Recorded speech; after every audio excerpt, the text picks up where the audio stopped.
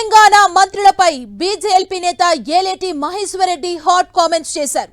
Cabinet meeting లో మంత్రులు ఒకరిని ఒకరు తిట్టుకుంటున్నారని, ఇది కలహాల కేబినెట్ గా మారిందన్నారు. కేబినెట్ లో 4 స్తంభాలాట ఉందని, 4 మంత్రుల మధ్య ఉన్న పోటీనే దీనికి కారణమని ఆరోపించారు.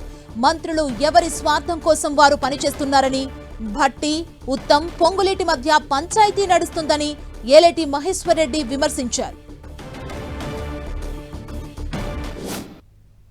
మొన్న నేను చేసినటువంటి చిట్చాట్లో మాట్లాడినటువంటి పలు అంశాలు వాస్తవాలని చెప్పి నిన్ననే క్యాబినెట్లో రుజువైంది. నిన్న క్యాబినెట్ మీటింగ్లో జరిగినటువంటి కలహాలు ఒకసారి మీరు తీసుకున్నట్లయితే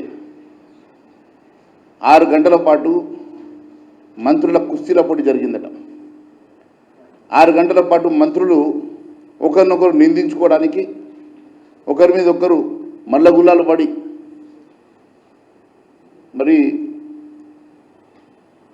ఒకరినొకరు తిట్ల పురాణంతో మొదలైనటువంటి కలహాల క్యాబినెట్ కళ్ళారా చూసినాం.